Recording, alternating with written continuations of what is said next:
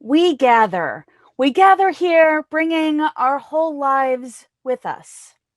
We gather, bringing our questions, particularly the big questions that may have no answers. Questions about our universe and the reaches into which it stretches. Questions about our religions and gatherings and what their future holds. Wonderings about our lives, where we've been and where we're going. Wonderings about the future of our precious and fragile planet. We gather and seek meaning and strength. We gather and draw our souls together for this, our shared journey. Gathered here in the mystery of the hour, gathered here in one strong body, gathered here in the struggle and the power, Spirit draw near. Gathered here in the mystery of the hour, gathered here in one strong body, gathered here in the struggle and the power, Spirit draw near. Gathered here in the struggle and the power, Spirit draw near.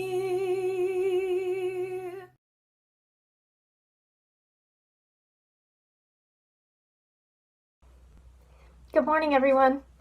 Welcome to the Unitarian Universalist Church of Berkeley. My name is Sarah Ward. My pronouns are she, her, and hers, and I will be the worship associate for today's service. This is a welcoming congregation. We are always working on how to welcome and care for one another better. If this is your first time here, we are so glad that you have come. And whoever you are, we welcome you in the fullness of who you are. Today is the fourth in a 5-service series exploring the big questions of our existence. Where do we come from? Who are we? And where are we going? Today we look at some of the big questions concerning our beloved planet Earth, questioning its origins, its present state, and its uncertain future. As we begin, please take a moment to prepare yourself and your space for our time together. You might bring a candle and a way to light it so that you can join in our chalice lighting at home.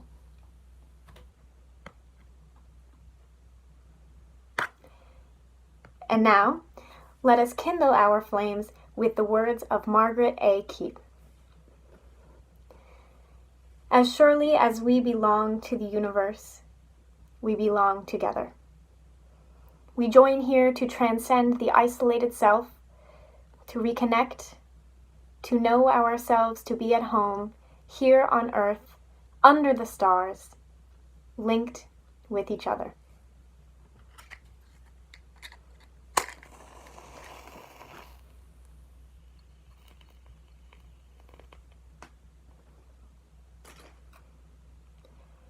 And now please join in singing our opening song, Blue Boat Home.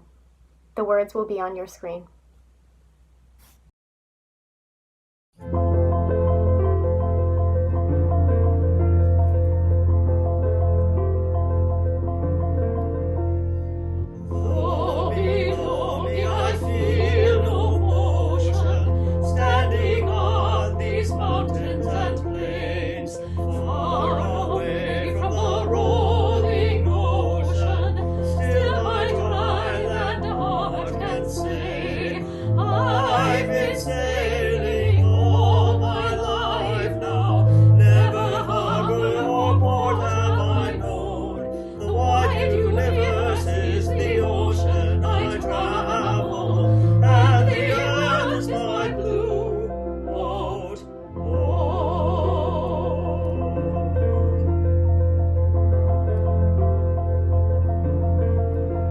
Sun, my sail, and moon, my rudder,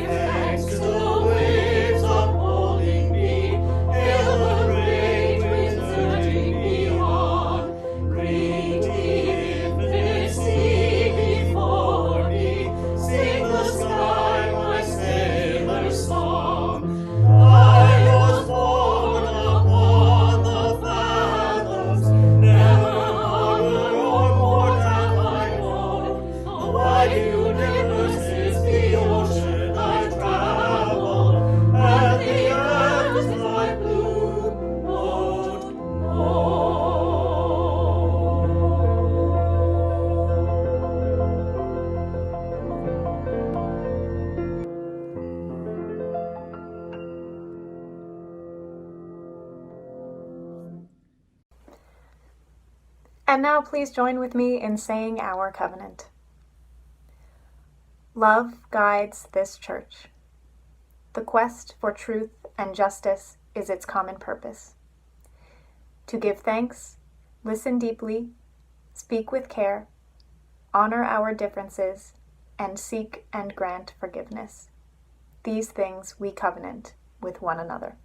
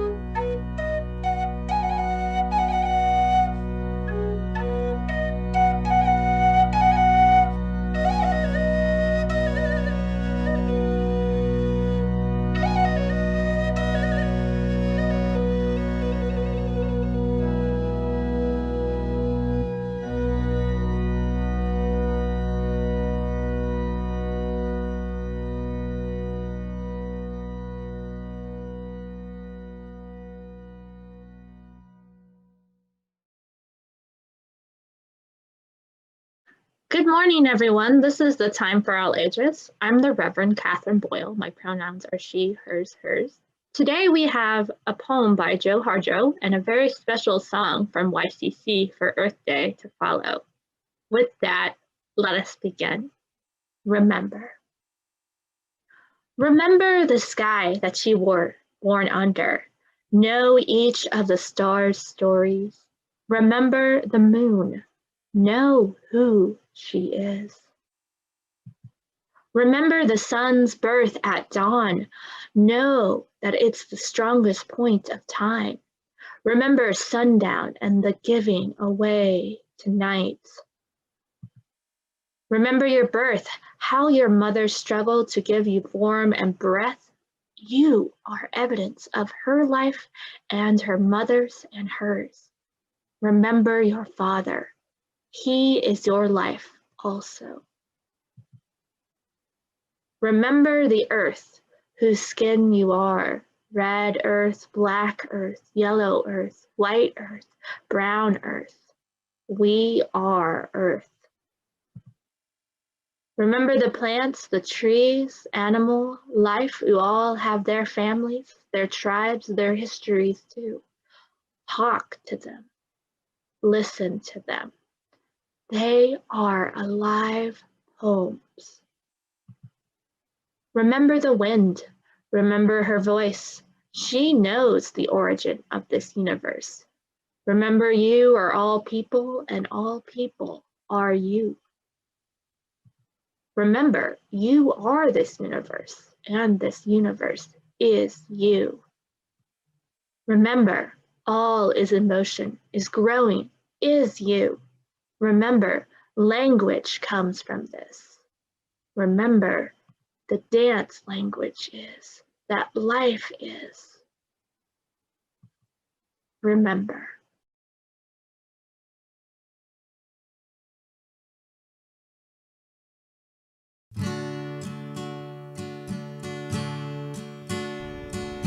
This pretty planet spinning through space, our garden, our harbor, our holy place. Golden sun going down, gentle blue giants spin us around. All through the night, safe till the morning light. This pretty planet spinning through space, our garden, our harbor, our holy place. Pretty Golden planet sun spinning going through down, space, our gentle garden, blue our harbor, giants our spin us holy around. place. This Golden pretty sun planet going down, gentle blue giants, our holy place. Golden sun going down, our garden, our harbor, our holy place. Golden sun going down, gentle blue giants spin us around. Golden sun going down, safe till the morning light. Safe till the morning light. All through the night. Safe till the morning light.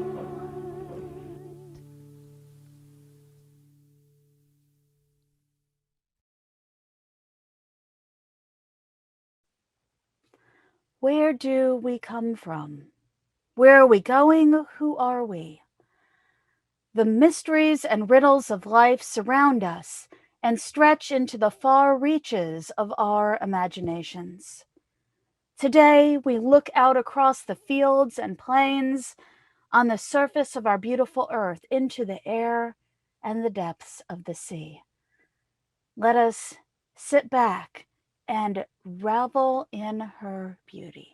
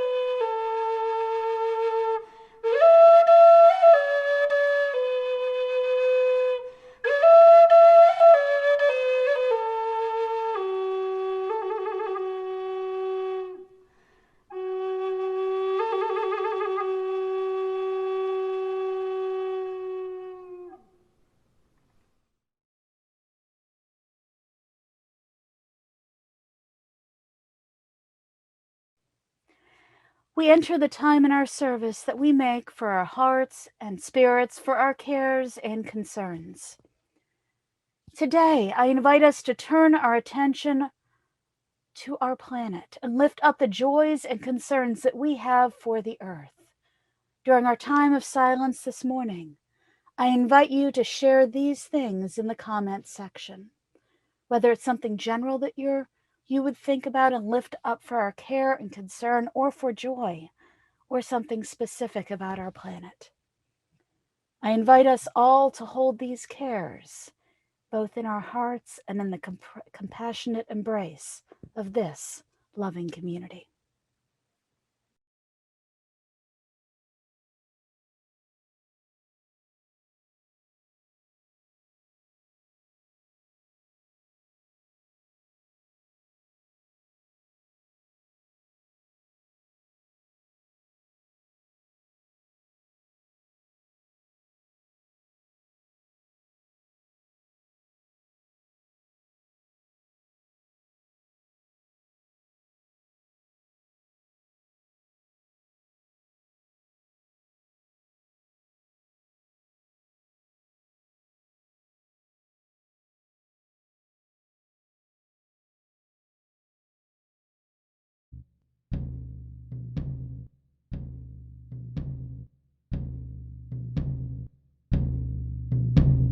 Where do we come from? What are we? Where are we going? Where do we come from? What are we? Where are we going? Where do we come from? What are we? Where are we going? Where do we come from? What are we? Where are we going? Where do we come from? What are we? Where are we going? Where do we come from? What are we? Where are we going? Where do we come from? What are we? Where are we going? Where do we come from? What are we? Where are we going? Where do we go? Life is a rolling mystery. Where do we go? Life is a rolling mystery. Where do we cross from? Life is a riddle and a mystery. Where do we cross from? Life is a riddle and a mystery. Where do we come from? Where are we going? Where do we come from? Where are we going?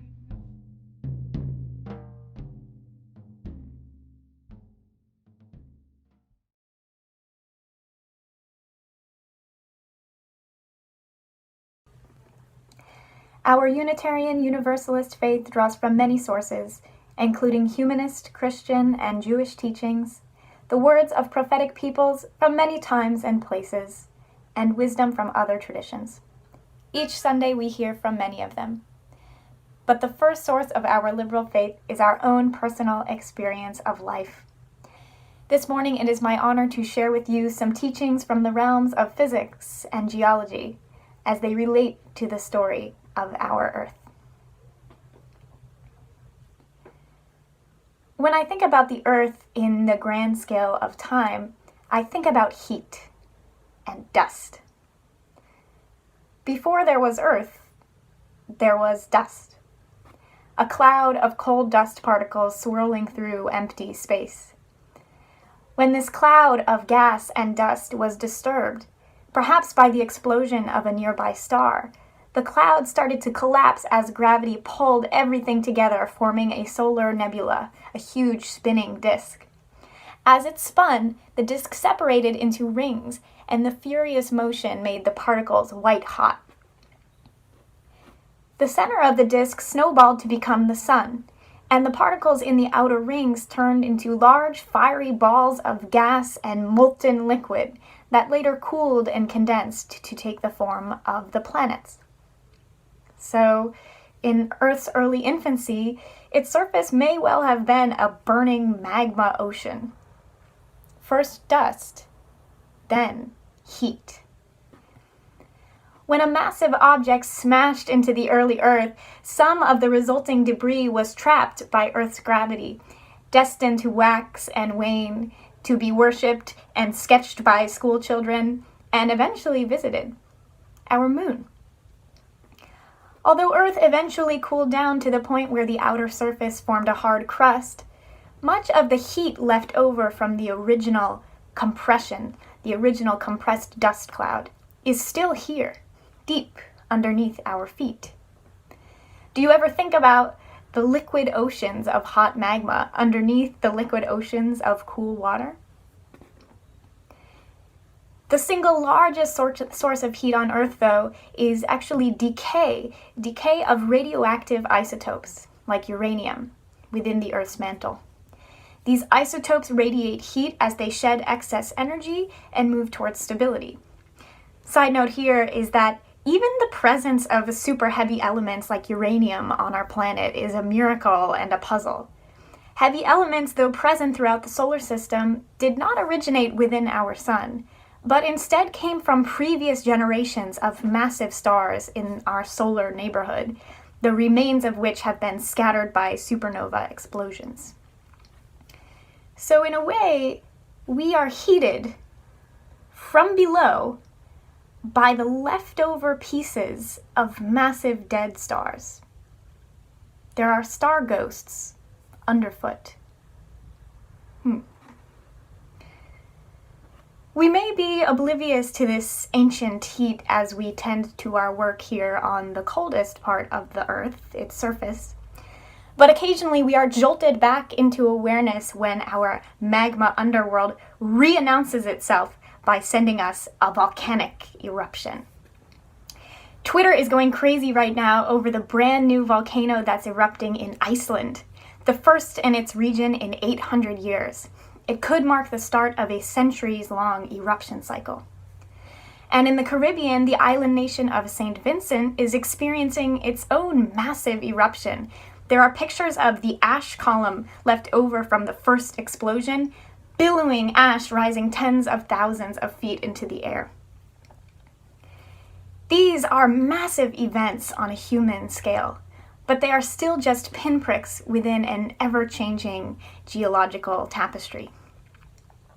Volcanoes are all about heat and dust. They are a violent release of some of that original heat, making a dramatic exit, but never to return. Less dramatically, Earth is losing its heat slowly from the inside out. Just as freezing water turns to ice, the liquid metal within the Earth's mantle is turning solid. So the inner core of the Earth is becoming larger, only by about a centimeter every 1,000 years. But still, our planet is cooling. We don't tend to think about this cooling. In fact, many of our temperature-related concerns are on the other end, worrying about the warming of our planet, or at least its atmosphere. But in the long, long scheme of things, heat will not be our undoing. Because heat is rare. Heat is something given to us in the ancient, ancient past, and it flows only in one direction, away. In the deep future, the Earth's core and mantle will cool down completely, and all Earth will be solid, cold, dust, and dead. Think about that relationship. Heat so deeply associated with life, and cold with death. In heat, new life is conceived. In heat, new life is born, and each life, each of our bodies, is a source of precious heat. You can feel it on your breath, on the surface of your skin, and if you're lucky in these COVID times, in the embrace of someone you love. But in the long term, dust is common, but heat is rare. As we worship today, may we give thanks for our life force, the heat of our being, the gift above all gifts.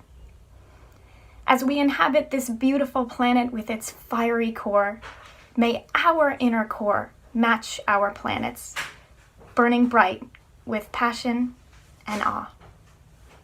May it be so.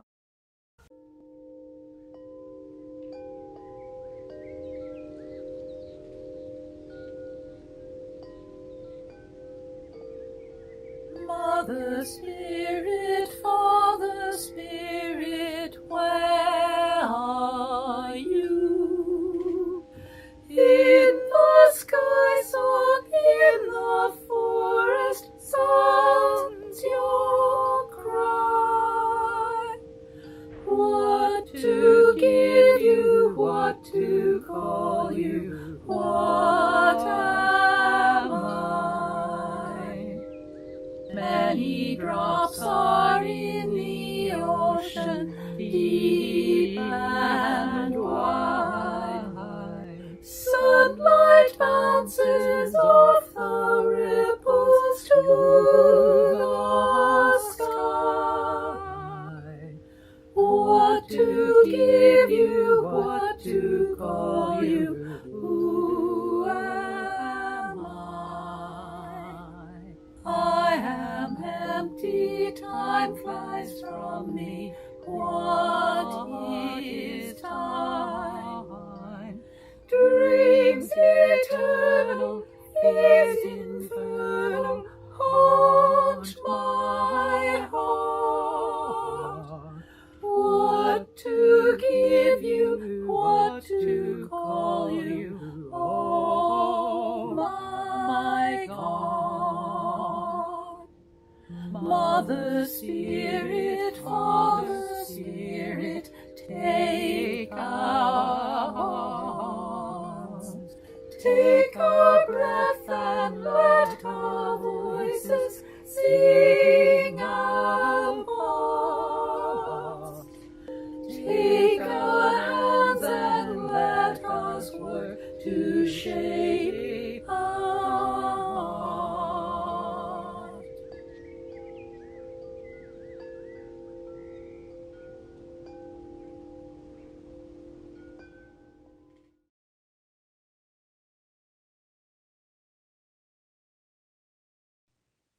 "50 Simple Things You Can Do to Save the Earth."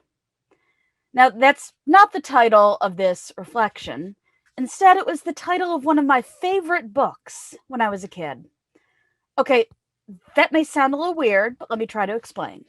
Although I admit I don't have a very good explanation. I have no idea why, but I've considered myself an environmentalist for just about as long as I can remember.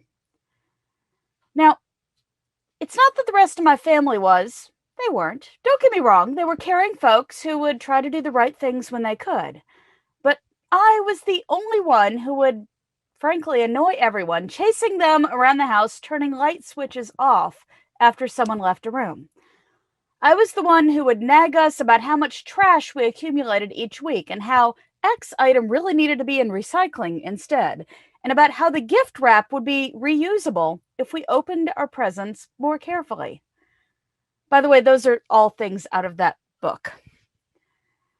Now, things kept going when I went off to college, and after a couple of years of flirting with the idea of becoming a vegetarian for environmental reasons, I finally took that plunge after a spectacularly bad barbecue dinner, which made me decide I never wanted to touch that meat again. Later, as I got into things in the education and advocacy realm, particularly related to world population issues, I found myself answering what I thought was a weird answer to the question of what I was most concerned about. World population growth was one, because of the potentially heavy ecological burden of each person, and species extinction. World population growth and species extinction. It turns out my answer wasn't that weird.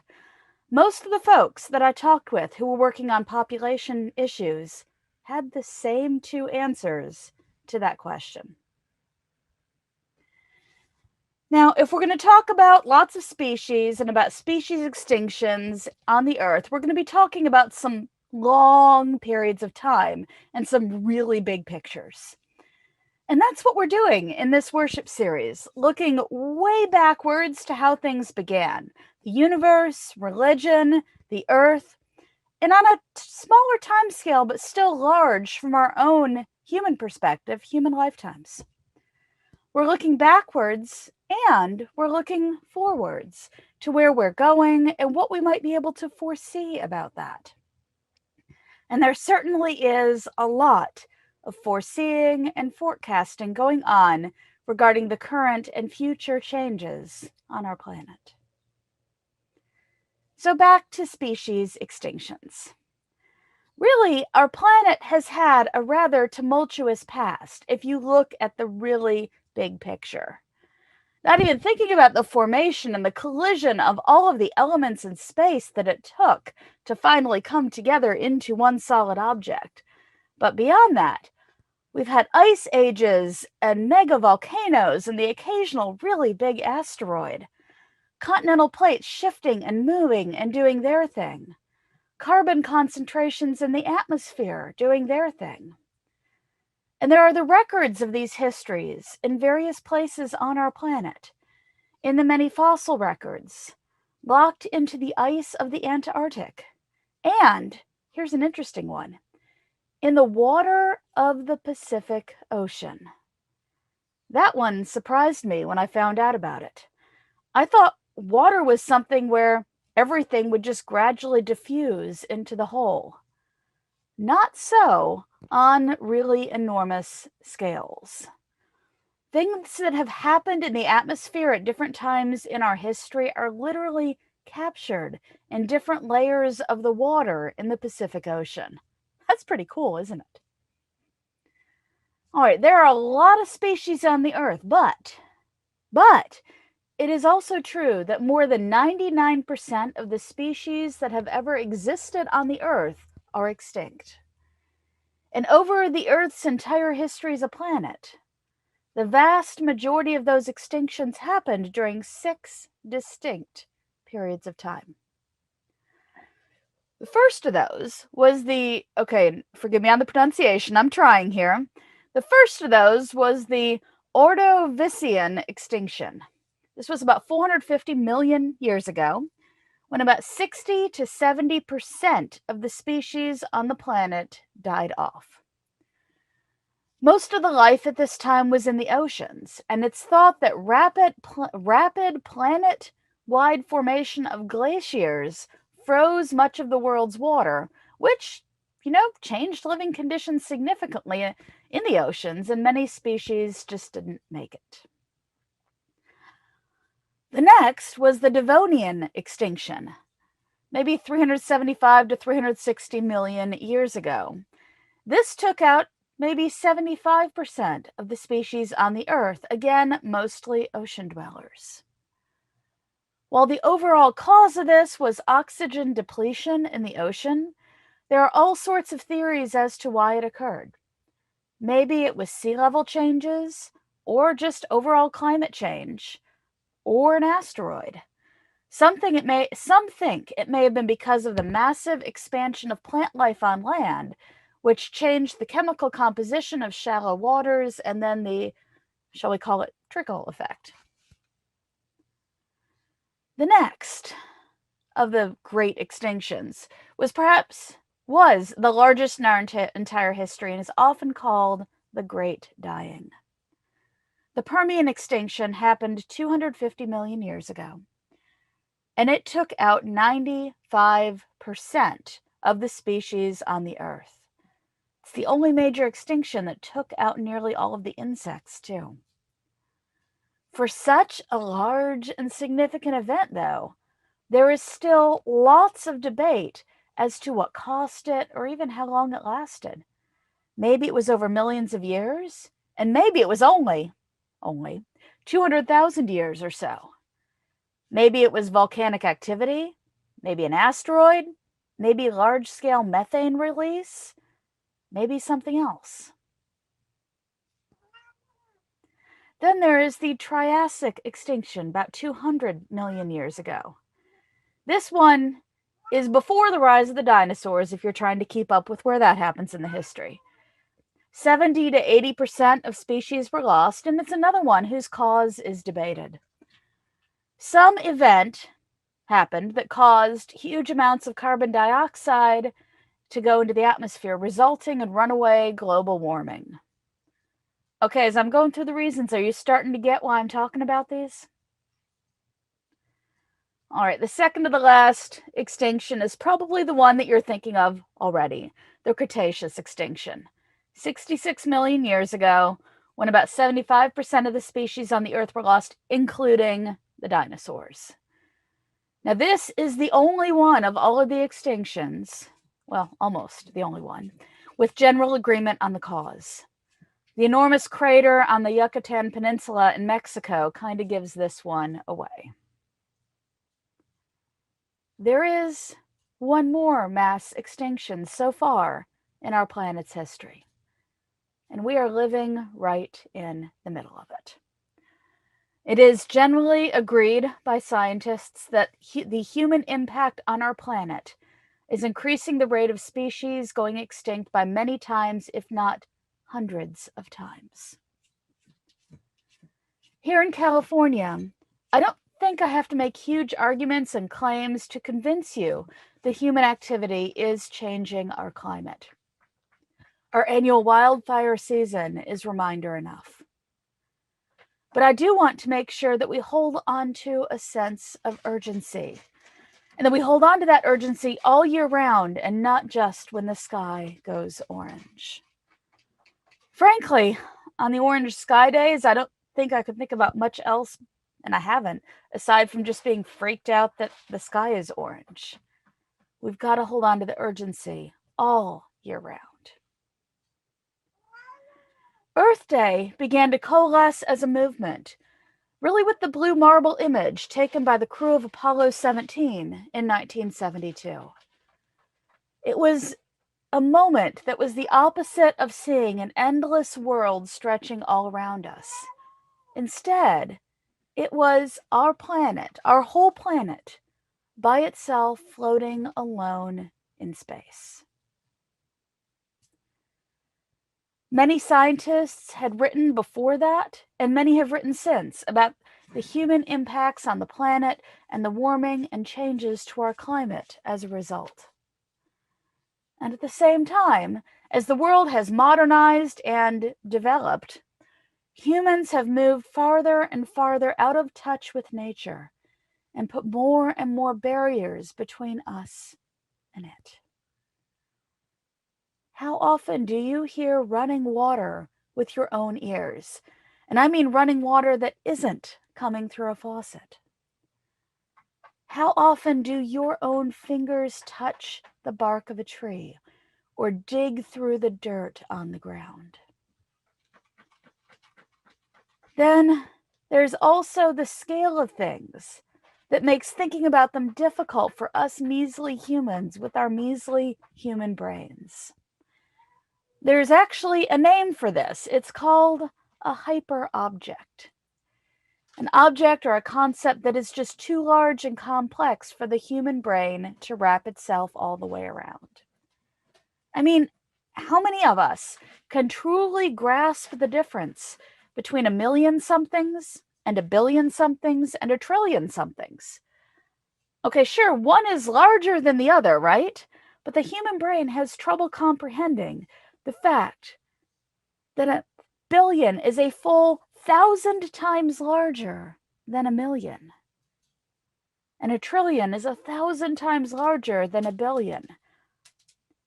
That just messes with our minds, truly. Mix that up with complex systems and feedback loops that feed in various directions, varying degrees of certainty about degrees of change and what time frames they'll happen on. Mix that up with the human brain's remarkable ability to normalize and get used to differences that we need not forget are there. I bring these up because I want to make sure that we don't normalize everything, that we don't get complacent or so disconnected that it doesn't matter as much anymore. And I want to make sure that we don't lose a sense of urgency about the very real climate change that we are causing and the possibilities for what our tomorrow will look like. And not only our tomorrow, but our children's tomorrow and our grandchildren's tomorrows and our great-grandchildren's tomorrows.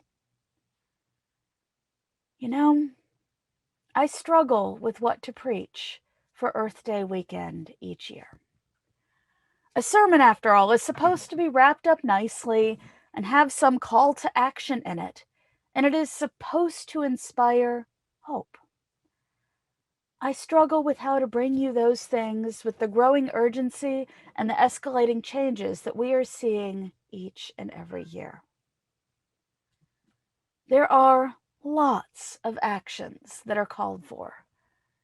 Maybe these are personal changes in our daily actions and lifestyles that can help get us moving or unstuck, that can help us feel like change is possible or be the stepping stones for other things. But what we desperately need, what humanity desperately needs sooner rather than later, is large-scale change that will come only through large-scale policies and large-scale shifts. So there's the challenge of finding our own ways to connect with pushing to make those happen in whatever ways we can. And that's not really a specific call to action, but I don't think there's a specific thing I can say, hey, go and do this, and it'll fix something. Instead, we've got to each find the right place for us to be now, to be taking action and pushing for action. All right, so how about that inspiration and hope? Let's get that in the sermon. Well, that often is hard too. So instead, let me take us to a poem, one that many of us regularly return to. Wendell Berry's The Peace of Wild Things. And it starts out with how I find myself feeling many days. When despair for the world grows in me, and I wake in the night at the least sound in fear of what my life and what my children's lives may be. How often do you feel like that? When fear and despair and worry grow and keep us up at night, worrying, not sure what to do, maybe even feeling paralyzed by it. The thing is, that's just the beginning of the poem. It goes on. Here's what Barry says. When that happens, I go and lie down where the wood drake rests in his beauty on the water. I come into the peace of wild things who do not tax their lives with forethought of grief. For a time I rest in the grace of the world and am free. That's Wendell Berry's answer to the despair and overwhelm that we may feel. To go out into nature and rest in the grace of the world. How beautiful does that sound? And how readily available to us. That's where we can find one of the keys for our climate hope. To go out into our world and fall in love with her every day. To embrace an unrestrained delight at her surprises and her wonders. Flowers, trees, plants, birds, butterflies, animals on the land or in the sea, big landscapes, or even just a small potted plant. Find a way to get yourself in touch with nature every day and find ways to revel in wonder of her. Some days, especially in our ongoing COVID restricted days, that might just be listening to birdsong from one of our devices, watching a video of ocean waves, or, here's a favorite of mine, opening the website for the Monterey Bay Aquarium and watching one of their live cameras. For a time, to rest in the grace of the world and be free. We as humans are certainly leaving our footprints on the planet in many ways. There's a lot known about where we've come from and plenty of theories and possibilities for where we're going from here. This Earth Day, may we find some time to pause and hold all of that, as well as whatever our own place and our own actions may be. But also, this Earth Day, may we find time to connect and reconnect with some of the beauty and wonder of our amazing planet. Maybe some beauty or wonder we've gotten further away from. Let us come into the peace of wild things, resting in the grace of our beautiful planet. Blessed be.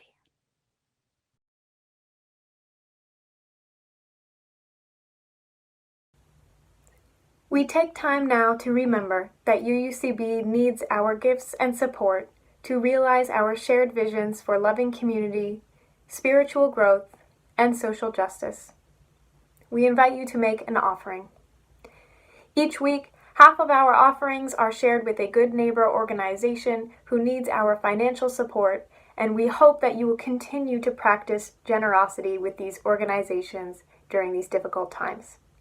This month, our Good Neighbor organization is the Bay Area Outreach and Recreation Program. The Bay Area Outreach and Recreation Program, BORP, works to improve the health, independence, and social integration of people with physical disabilities through sports, fitness, and recreation programs. At BORP, we believe that sports and recreation provide a path to greater achievement to which all people should have access, and we continually strive to make this a reality. Hi everyone, I'm Rick Smith, the Executive Director of Bay Area Outreach and Recreation Program, better known as BORP. And since 1976, BORP has been addressing a very basic need to recreate, stay fit, and have fun through a menu of adaptive sports and recreation programs. Take a moment to think about what your life would be like if you could not engage in a gym or a fitness activity or a sporting event. Your life would be quite a bit different, and I suspect your quality of life would suffer greatly. So that's what BORP's all about. Let me tell you briefly about our menu. We have an adaptive cycling program, one of the largest adaptive cycling centers in the world, with over 150 adaptive bikes. We can get just about anybody onto a cycle and cycling if they desire to do that. We have an adaptive fitness program with an adaptive fitness center. That program has gone virtual, actually more popular than ever, with people all over the country attending our classes. But we're starting to integrate live classes again, and we'll be up to 20 classes a week again in the next few months.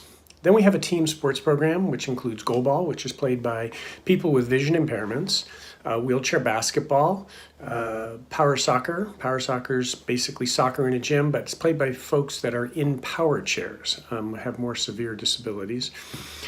And then finally, sled hockey. We have a nice partnership with the Sharks, and they allow us to use the Oakland Ice Arena once a week. All of these teams meet year-round, at least once a week. And in fact, our youth program, our youth kids, they travel 4 or 5 times a year to tournaments throughout the country to play with other kids. And then finally, we have an adventures and outings program. That program has also gone virtual, but we provide group transportation and go to places all over the Bay Area. We're looking forward to getting that program back at full strength again in the next couple of months. And I'm happy to announce that we're about to launch an adaptive kayaking program at Aquatic Park right next to our adaptive cycling center. And so that's going to be a new feature of the BORP menu. Again, thank you so much for inviting BORP to be part of your Good Neighbor program. We really appreciate it. Maybe sometime in the future we can do a live presentation. Okay, everyone, have a nice day. Thanks. Bye-bye. Offerings of any value are received with gratitude. More details on how to give electronically will appear on your screen as our offertory begins. Thank you.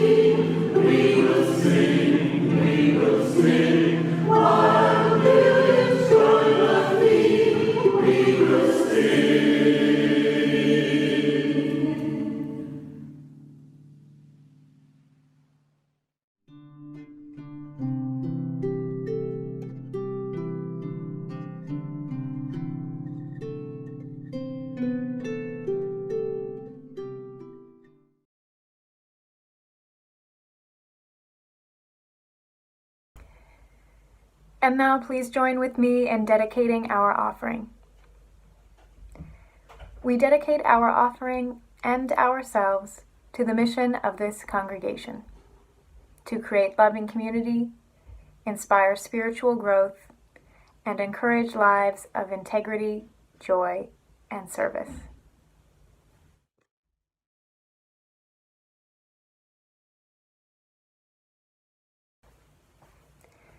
It's always so good to be together in praise and song.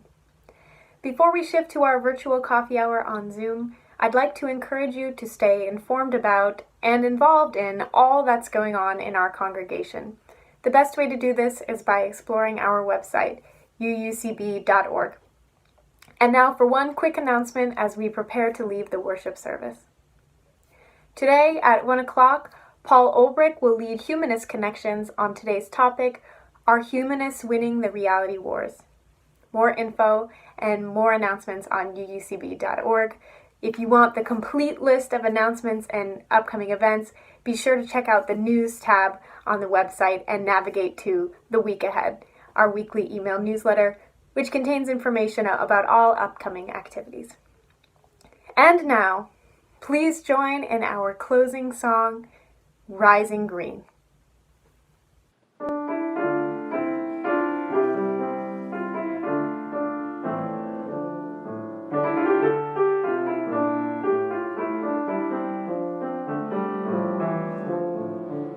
My blood doth rise in the roots of yon oak, her sap doth run in my veins, boundless my soul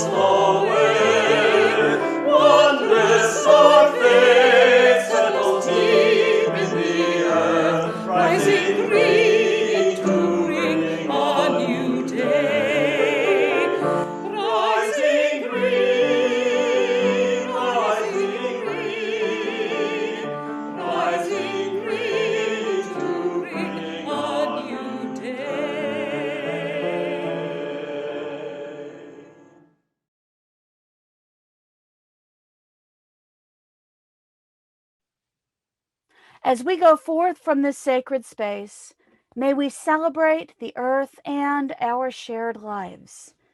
May we recognize our connections to all that is in and on our planet. May we truly and deeply value the inherent worth of all in this awesome interconnected web of existence. May we commit ourselves to a new way, and may we hold our commitments to each other gently yet firmly. Blessed be, and amen.